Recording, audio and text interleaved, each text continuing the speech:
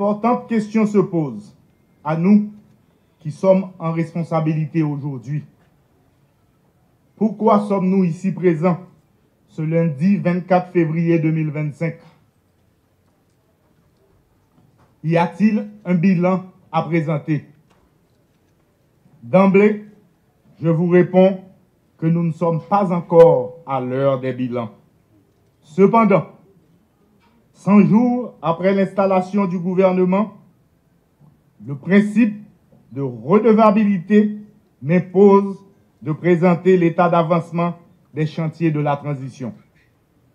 Conformément à l'accord du 3 avril 2024, ces chantiers sont ceux que nous appelons les grands axes prioritaires de la transition: la sécurité et la question humanitaire, le référendum constitutionnel, les élections, le redressement économique, la justice et l'état de droit. Ces grandes orientations de la transition définissent les responsabilités du Premier ministre qui doit conduire la politique du gouvernement.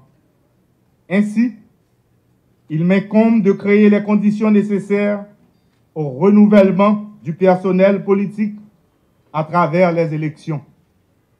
Par ailleurs, c'est avec une conscience profonde de nos responsabilités communes que le Conseil présidentiel de transition et le gouvernement priorisent la cohésion au plus haut sommet de l'État. Ce, à travers l'adoption, le 8 décembre 2024, du cadre de renforcement de la cohésion institutionnelle pour une transition réussie. Ce document poursuit l'objectif d'une coopération harmonieuse entre les deux branches de l'exécutif, condition essentielle à la réussite de la transition. Les 5 grands chantiers évoqués plus haut sont les impératifs de la transition, qui est une transition de réforme, de redressement et de stabilisation. C'est également une transition qui a une mission de justice sociale, de réconciliation nationale et de retour à l'ordre constitutionnel. Ces missions de la période transitoire exigent un cap clair et une méthode inscrite dans une dynamique de gouvernance efficace. Cette nouvelle approche a permis au gouvernement de répondre aux urgences, aux besoins des populations déplacées et touchées par les catastrophes naturelles. Les élections constituent le but ultime de la transition, tandis que la sécurité en est la condition. Fort de cette considération, un secrétaire d'État à la sécurité publique chargé de la coordination et de la mise en œuvre des politiques de sécurité a été nommé. Il est également appelé à concourir au renforcement des forces de l'ordre et optimiser la gouvernance de la sécurité. Notre engagement pour le rétablissement de la sécurité est marqué par un investissement massif dans les équipements de la PNH et une meilleure prise en charge des policiers et employés civils de la PNH. À cet effet, la 34e promotion de la PNH, baptisée Vertière, a bénéficié du plein soutien du gouvernement quant à leur formation et leur encadrement sur le terrain. Nous sommes confrontés à une crise humanitaire nécessitant une réponse urgente et coordonnée du gouvernement. Pour y parvenir, un ministre délégué auprès du Premier ministre à la solidarité et aux affaires humanitaires a pris charge en vue de conjurer la détresse de la population en proie à l'insécurité alimentaire et au déplacement forcé. Depuis 100 jours, nous suivons la feuille de route de la transition. C'est en ce sens que nous avions mis le cap sur les élections. En effet, le gouvernement a déployé les efforts considérable pour compléter le Conseil électoral provisoire et lui a doté d'un directeur exécutif appelé à fluidifier l'organisation électorale. Ces deux actions constituent une étape clé vers la réalisation d'élections libres et transparentes. Notre engagement pour doter le CEP des ressources nécessaires à sa mission a permis à l'institution électorale de procéder à l'évaluation des structures et infrastructures électorales à travers les 10 départements du pays géographique. Le CEP a également procédé au regroupement des membres des bureaux référendaires départementaux et communaux. Sur le financement des élections électorales, le gouvernement vient d'ajouter 10 millions de dollars américains au Basket Fund. Cela ramène la contribution haïtienne à 55 millions de dollars américains. Pour réaliser les élections dans le délai fixé par l'accord du 3 avril, qui est l'obligation ultime de la transition. C'est pour cela que nous avons aussi nommé un ministre délégué auprès du Premier ministre chargé des questions électorales constitutionnelles. La question constitutionnelle se relève un sujet d'intérêt général. La société s'interroge. Depuis nos récentes crises politiques sur l'organisation du pouvoir, le fondement de l'État, le régime des droits et libertés fondamentaux, la défense de notre souveraineté, l'accord du 3 avril 2024 a confié aux institutions de la transition la charge de la réforme constitutionnelle. Dans cet esprit, le Conseil électoral provisoire, le groupe de travail sur la Constitution et le comité de pilotage jouent chacun son rôle sur la question constitutionnelle.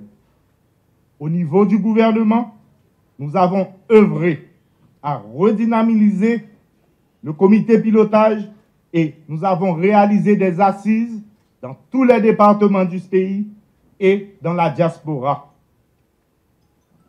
Dans le contexte actuel, tout plan de redressement économique doit être soutenu par un budget rectificatif. Ce budget rectificatif est le levier qui permettra de relancer l'économie et financer adéquatement les chantiers prioritaires de la transition. Ce budget rectificatif est un véritable budget de guerre, puisque l'enveloppe dédiée à la sécurité sera doublée.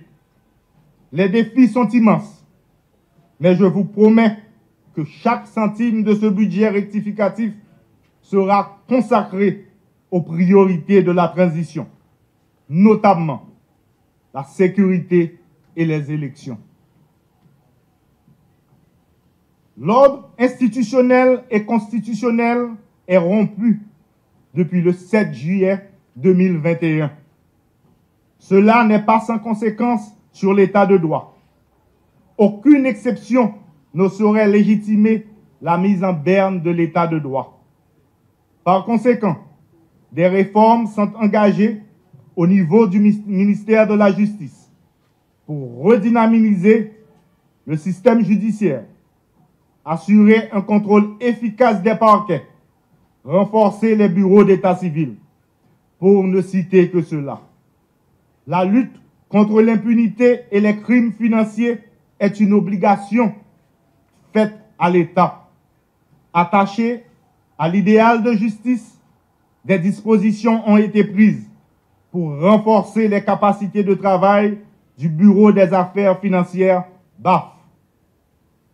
Peuple haïtien, dans le respect à l'accord 3 avril là, c'est route sécurité, référendum, élection, gouvernance efficace et relance économique, moins prend.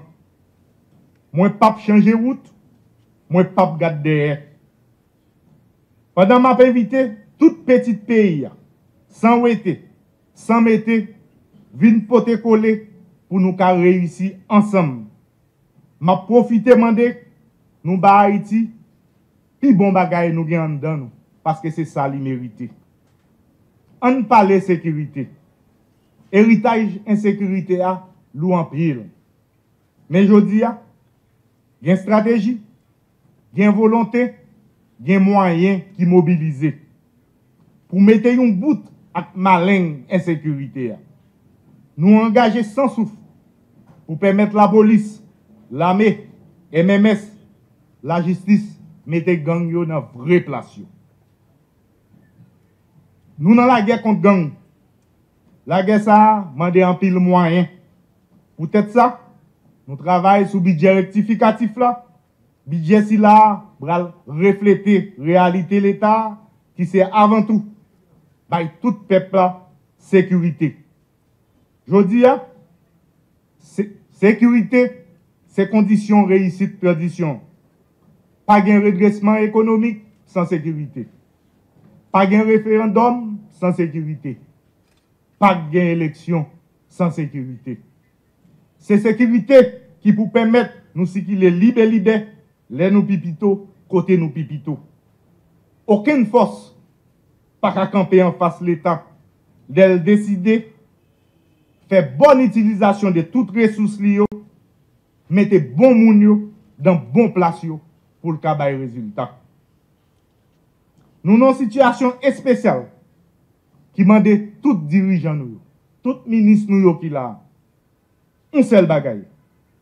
Mettez l'ordre et puis agir avec transparence. Frère Maxime, nous dans une transition politique. Nous devons faire tourner une opportunité. Une opportunité pour nous mettre l'institution au camper tout bon. Une opportunité pour nous mettre jeunes femmes et jeunes garçons dans l'espace de décision. Une opportunité pour nous rassembler le pays. Une opportunité pour nous remembrer l'économie. Une opportunité surtout pour nous couper cycle instabilité. Une opportunité pour nous mettre l'ordre. Je dis, ce n'est pas un moment pour me présenter un bilan.